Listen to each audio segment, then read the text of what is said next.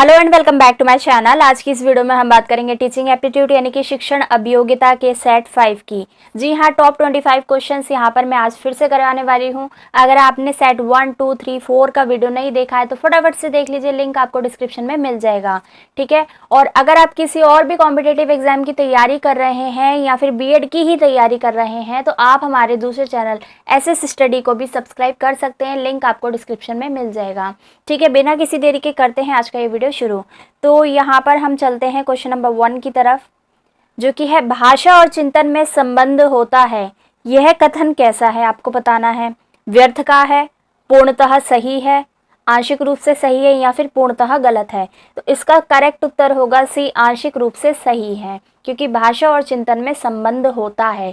जिस भाषा को आप जानते हैं, सीखते हैं, उसी भाषा में आप चिंतन करते हैं। तो ये कहीं ना कहीं आंशिक रूप से सही है। आगे बढ़ते हैं नेक्स्ट क्वेश्चन की तरफ। संगीता अक्सर शब्दों को उल्टा लिखती है और लिखते समय कुछ अक्षरों को छोड़ देती है, उसे लिखने में कठिनाई होती है। उसकी समस्या आपको यहाँ पर बतानी है, उसे क्या है। डिस्कैल्कुलिया, दृष्टिबाधिता, डिसलेक्सिया या फिर डिस्ग्राफिया। तो इसका सिंपली इसका आंसर हो जाएगा डिस्ग्राफिया, डी।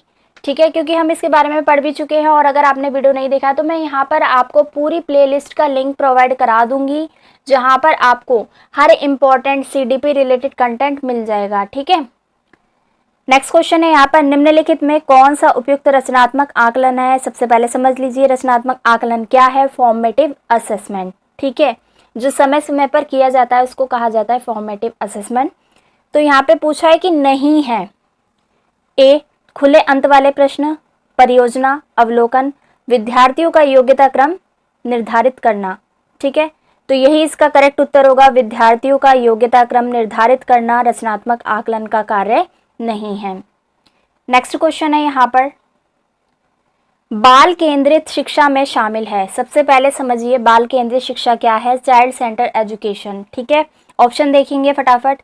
बच्चों का एक कोने में बैठना, प्रतिबंधित परिवेश में अधिगम होना, वह गतिविधियां जिसमें कि खेल शामिल नहीं होते, बच्चों के लिए हस्तपरक गतिविधियां। तो इसका सही उत्तर हो जाएगा डी, बच्चों के लिए हस्तपरक गतिविधियां इसमें शामिल होती है। किसमें? चाइल्ड सेंटर्ड एजुकेशन में। नेक्स्ट क्वेश्चन है यहाँ पर, निम्नलिखित में से कौन प्रारंभिक बाल्यावस्था अवधि के दौरान उन भूमिकाओं एवं व्यवहारों के बारे में जानकारी प्रदान करते हैं जो एक समूह में स्वीकार्य है। समझिए, सबसे पहले यहाँ पर लिखा है प्रारंभिक बाल्यावस्था, यानी कि बाल्यावस्था की जो शुरुआत होती है, जब बच्चा शैशवावस्था से बाल्यावस्था की तो और आता है।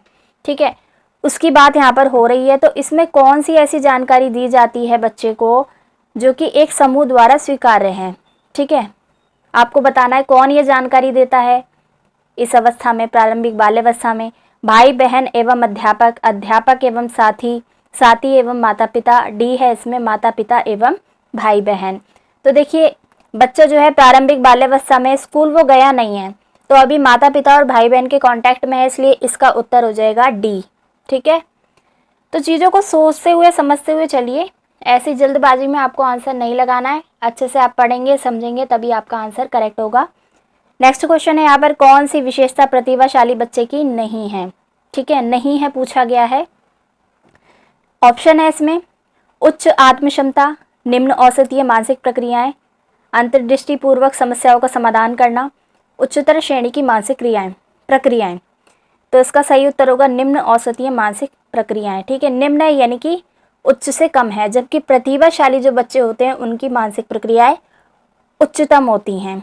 ठीक है, निम्न से कोई भी मतलब नहीं है। नेक्स्ट क्वेश्चन है यहाँ पर, एक बच्चे की कॉपी में लिखने में विपरीत छवियां, दर्पण छवि आदि जैसी गलतियां मिलती हैं। इस प्रकार का बच्चा लक्षण प्रदर्शित कर रहा है। कैसा लक्षण प्रदर्शित कर रहा है ये आपको बताना है। अधिगम में असुविधा के लिए, ठीक है, और अधिगम में असक्षमता है, अधिगम में कठिनाई के, या फिर अधिगम में समस्या के। कैसा लक्षण है जो कि वो प्रदर्शित कर रहा है। तो इसका सही ऑप्शन होगा बी, अधिगम में अशक्तता। ठीक है, नेक्स्ट क्वेश्चन, बच्चों को शाब्दिक या गैर शाब्दिक दंड देने का परिणाम क्या होता है। देखिए, किसी भी तरीके से दंड देना बच्चों को सही नहीं है। पहली बात तो यही है, हमारा एजुकेशन सिस्टम हमको अलाउ नहीं करता कि हम बच्चे को दंड दें, शाब्दिक हो या फिर गैर शाब्दिक। तो आपसे पूछा है कि इसका परिणाम क्या होता है। उन्हें कार्य करने के लिए प्रेरित करता है। ठीक है, करना, बच्चे की छवि की सुरक्षा करना, उनके अच्छे अंकों में सुधार करना, उनके स्वयं के प्रति अवधारणा को नष्ट करना। देखिए किसी बच्चे को अगर दंड देंगे, ठीक है, गैर शाब्दिक हो या फिर शाब्दिक हो, उससे क्या होगा, उस बच्चे के स्वयं की जो अवधारणा है वो नष्ट हो जाएगी, वो डिमोटिवेट हो जाएगा और आगे नहीं बढ़ पाएगा, ठीक है, हीन भावना की भी शिकार वो हो सकता है। नेक्स्ट क्वेश्चन है यहाँ पर, कॉलबर्ग के सिद्धांत के पूर्व परंपरागत स्तर के अनुसार, पहले समझ लीजिए कौन से स्तर की बात हो रही है। बाल्यावस्था में होता है पूर्व परंपरागत स्तर, ठीक है। कॉलबर्ग का सिद्धांत आप पढ़ लीजिएगा, लिंक भी प्रोवाइड मैंने करा दिया है, देख लेना आप उसमें। तो क्वेश्चन था, कॉलबर्ग के सिद्धांत के पूर्व परंपरागत स्तर के अनुसार कोई नैतिक निर्णय लेते समय एक व्यक्ति निम्न में से किस तरफ प्रवृत्त होगा। ठीक है, निर्णय लेना चाहता है, व्यक्ति है और पूर्व परंपरागत में है तो इसका मतलब वो बालक होगा, क्योंकि बाल्यावस्था आती है किसके अंतर्गत, पूर्व परंपरागत स्तर के अंतर्गत। ठीक है, अगर आपने सिद्धांत पढ़ा है तो आपको याद होगा। फटाफट से ऑप्शन देखते हैं। व्यक्तिगत आवश्यकताएं तथा इच्छाएं, व्यक्तिगत मूल्य, पारिवारिक अपेक्षाएं, अंतर्निहित संभावित दंड। तो इसका सही उत्तर होगा डी। ठीक है, वो निर्णय लेगा तो उसको कहीं ना कहीं इंटरनल उसको डर होगा दंड का। ठीक है, तो इसलिए इसका आप लगा देंगे डी। नेक्स्ट क्वेश्चन है यहाँ पर, विद्यार्थियों को स्वच्छता के लिए प्रेरित करने हेतु उन्हें स्वच्छता समिति का सदस्य बनाना प्रतिबिंबित करता है। क्या दिखाता है अगर आप किसी बच्चे को स्वच्छता समिति का सदस्य बना रहे हैं? प्रेरणा की सामाजिक सांस्कृतिक संकल्पनाएं हैं, प्रेरणा का व्यवहारवादी उपागम है, प्रेरणा का मानवतावादी उपागम है, या फिर प्रेरणा का संज्ञानात्मक उपागम है। तो इसका सही उत्तर होगा ए, प्रेरणा की सामाजिक सांस्कृतिक संकल्पनाएं। ठीक है, यही चीज़ ये प्रदर्शित हो रही है यहाँ पर अगर आप किसी बच्चे को स्वच्छता समिति में शामिल करते हैं। नेक्स्ट क्वेश्चन है यहाँ पर, कोई भी नाराज हो सकता है, ये आसान है, परंतु एक सही व्यक्ति के ऊपर सही मात्रा में, सही समय पर, सही उद्देश्य के लिए तथा सही तरीके से नाराज होना आसान नहीं है। यह किससे संबंधित है? संवेगात्मक विकास से, सामाजिक विकास से, संज्ञानात्मक विकास से, या फिर शारीरिक विकास से? तो ये संबंधित है संवेगात्मक विकास से। ठीक है, नाराज होना, ठीक है, ये सब जो आता है किस में आएगा? संवेगों में। हमारे संवेग होते हैं, गुस्सा, क्रोध, हंसना, रोना। ठीक है, नेक्स्ट क्वेश्चन है यहाँ पर, एक वर्ष तक के शिशु जब आँख, कान, नाक, हाथों से सोचते हैं तो निम्न में से कौन सा स्तर शामिल होता है उसमें? मूर्त संक्रियात्मक स्तर, पूर्व संक्रियात्मक स्तर, इंद्रिय गामक स्तर, अमूर्त संक्रियात्मक स्तर। तो ये सभी प्याजे की संज्ञानात्मक विकास की चारों अवस्थाएं हैं और इसका सही उत्तर होगा इंद्रिय जनित गामक स्तर, क्योंकि बच्चा सेंसरी मोटर स्टेज में होता है और ये सबसे पहली अवस्था है प्याजे के संज्ञानात्मक विकास की। ठीक है, याद रखिएगा। आगे बढ़ेंगे नेक्स्ट क्वेश्चन की तरफ। कॉलबर्ग के अनुसार शिक्षक बच्चों में नैतिक मूल्यों का विकास कर सकता है। धार्मिक शिक्षा को महत्व देकर, व्यवहार के स्पष्ट नियम बनाकर, नैतिक मुद्दों पर आधारित चर्चाओं में उन्हें शामिल करके, कैसा व्यवहार किया जाना है इस पर कठोर निर्देश देकर। तो इसका सही ऑप्शन होगा सी, नैतिक मुद्दों पर आधारित चर्चाओं में उन्हें शामिल करके। देखिए, आपको पता होना चाहिए नैतिकता की बात कौन करते हैं? कॉलबर्ग, और इन्होंने नैतिक विकास का सिद्धांत दिया है। ठीक है, नेक्स्ट क्वेश्चन है यहाँ पर, प्रकृति पोषण विवाद में प्रकृति से क्या अभिप्राय है?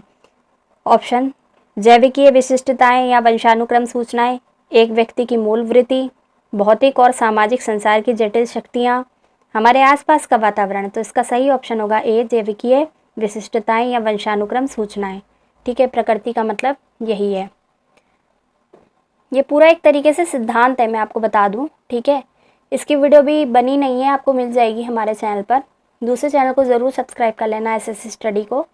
वहाँ पर आपको इंग्लिश, हिंदी और बाकी रीजनिंग वगैरह के टॉपिक्स मिल जाएंगे, तो आपको बहुत हेल्प होगी इस एग्ज़ाम को क्लियर करने में। ठीक है, नेक्स्ट क्वेश्चन है यहाँ पर, बच्चे किस प्रकार सीखते हैं? नीचे दिए गए कथनों में से कौन सा इस प्रश्न के विषय में सही नहीं है? नहीं है पूछ रहा है। बच्चे तब सीखते हैं जब वे संज्ञानात्मक रूप से तैयार होते हैं। बच्चे अनेकों प्रकार से सीखते हैं। बच्चे सीखते हैं क्योंकि वे स्वाभाविक रूप से प्रेरित होते हैं। बच्चे केवल कक्षा में सीखते हैं। तो ऐसा बिल्कुल नहीं है कि बच्चे सिर्फ कक्षा में सीखें। बच्चे को अगर सिखाया जाए तो वो कहीं भी सीख सकता है। देखिए, लर्निंग ऐसी चीज़ है जो कहीं पर भी संभव है, तो इसलिए गलत ऑप्शन चुनना था, वो था डी, बच्चे केवल कक्षा में सीखते हैं। ठीक है, नेक्स्ट क्वेश्चन है यहाँ पर, ध्वनि संबंधित जागरूकता निम्नलिखित में से किस क्षमता से संबंधित है?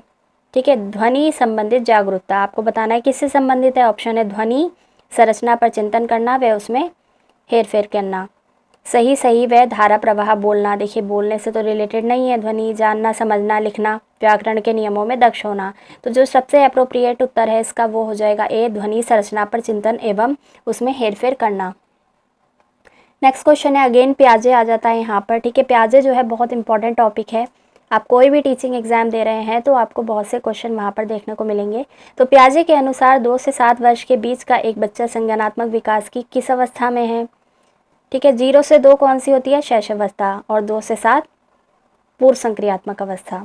लगा लीजिएगा इसका आंसर। नेक्स्ट क्वेश्चन है इसमें, इनमें से कौन सा त्रितंत्रीय सिद्धांत के व्यवहारिक बुद्धि का अभिप्राय नहीं है? ऑप्शन नहीं है पूछ रहा है। ठीक है, ऑप्शन है पर्यावरण का पुनर्निर्माण करना, केवल अपने विषय में व्यवहारिक रूप से विचार करना, इस प्रकार के पर्यावरण का चयन करना जिसमें आप सफल हो सकते हैं, पर्यावरण के साथ अनुकूलन करना। तो बी है इसका आंसर, केवल अपने विषयों में व्यवहारिक रूप से विचार करना। ठीक है, नहीं है वाला पूछ रहे थे, तो ऐसा बिल्कुल नहीं है कि केवल और केवल अपने विषय में व्यवहारिक रूप से सोचा जाए, तो वो त्रितंत्र के सिद्धांत में बिल्कुल नहीं आता। नेक्स्ट क्वेश्चन है यहाँ पर प्याजे के सिद्धांत के अनुसार, देखिए फिर से प्याजे, निम्नलिखित में से कौन सा व्यक्ति के संज्ञानात्मक विकास को प्रभावित नहीं करेगा? भाषा, सामाजिक अनुभव, परिपक्व या फिर क्रियाकलाप। तो इसमें जो सबसे अप्रोप्रिएट आंसर है वो है ए, भाषा। ठीक है, इसके अलावा जो चीज़ें हैं वो संज्ञानात्मक विकास को प्रभावित करती हैं। नेक्स्ट क्वेश्चन है यहाँ पर, हम सभी अपनी बुद्धि, प्रेरणा, अभिरुचि आदि के संदर्भ में भिन्न होते हैं, ये तो हमें पता ही है। यह सिद्धांत किससे संबंधित है? व्यक्तिक भिन्नता से, बुद्धि के सिद्धांतों से, वंशानुक्रम से या फिर पर्यावरण से। तो इसका सही उत्तर है व्यक्तिक भिन्नता से। ठीक है, विकास का सिद्धांत भी है। नेक्स्ट क्वेश्चन यहाँ पर, रिया कक्षा पिकनिक तय करने हेतु ऋषभ से सहमत नहीं है। वह सोचती है कि बहुमत के अनुकूल बनाने के लिए नियमों का संशोधन किया जा सकता है। यह सहपाठी विरोध प्याजे के अनुसार निम्नलिखित में से किससे संबंधित है? विषाम नैतिकता से। ठीक है, विषमांग नैतिकता से, संज्ञानात्मक अपरिपक्वता से, प्रतिक्रिया से या फिर सहयोग की नैतिकता से। तो इसका सही उत्तर हो जाएगा डी, सहयोग की नैतिकता से। याद रखिएगा, सेम क्वेश्चंस भी आपको देखने को मिल सकते हैं। ठीक है, नेक्स्ट क्वेश्चन है यहाँ पर, प्याजे मुख्य रूप से किसके अध्ययन के लिए जाने जाते हैं? भाषा विकास, यौन विकास, संज्ञानात्मक विकास और सामाजिक विकास। तो वो जाने जाते हैं संज्ञानात्मक विकास के लिए। ठीक है, यानी कि कॉग्निटिव डेवलपमेंट के लिए। नेक्स्ट क्वेश्चन, प्रभाव, पूर्णता, व्याख्या, मौलिकता और लचीलापन डैश के साथ संबंधित तत्व है। किससे संबंधित है ये सभी? प्रतिभा से, गुण से, अपसारी चिंतन से या फिर त्वरण से। तो ये सभी संबंधित है अपसारी चिंतन से। नेक्स्ट क्वेश्चन, वंचित समूहों के विद्यार्थियों को सामान्य विद्यार्थियों के साथ पढ़ना चाहिए, इसका अभिप्राय है समावेशी शिक्षा, विशेष शिक्षा, एकीकृत शिक्षा या फिर अपवर्जक शिक्षा। तो इसका सही उत्तर हो जाएगा समावेशी शिक्षा, जिसको इंग्लिश में कहा जाता है इंक्लूसिव एजुकेशन। ठीक है, नेक्स्ट क्वेश्चन है यहाँ पर, जिंदगी की शुरुआत में बच्चा किसके द्वारा निर्देशित होता है? परिपक्वता के द्वारा, सहज ज्ञान के द्वारा, अधिगम के द्वारा, इनमें से कोई नहीं। तो देखिए इसका सही उत्तर हो जाएगा सहज ज्ञान। ठीक है, परिपक्वता तो नहीं आएगी शुरुआत में, जिंदगी की शुरुआत में, ना ही अधिगम होता है बच्चे को, तो इसलिए इसका आंसर आप लगाएंगे सहज ज्ञान। तो ये था आज की इस वीडियो का लास्ट क्वेश्चन। तो यहाँ पर आज हमने फिर से टॉप 25 क्वेश्चंस को कवर किया है। ठीक है, जो कि बहुत ज़्यादा इंपॉर्टेंट है सभी के लिए, चाहे CTET हो, DSSB हो, सुपर टेट हो या कोई भी टीचिंग एग्ज़ाम हो भाई, ये सभी क्वेश्चंस आपके लिए बहुत ज़्यादा इंपॉर्टेंट हो जाते हैं। तो आज की इस वीडियो में इतना ही। आप हमारे दूसरे channel blog channel Sonali Singh blogs को भी सब्सक्राइब कर सकते हैं। मिलेंगे अगली बार एक नई वीडियो के साथ, तब तक के लिए आप सभी का धन्यवाद। अच्छे से पढ़िए, मेहनत कीजिए, अपना ख्याल रखिए। Thank you so much for watching.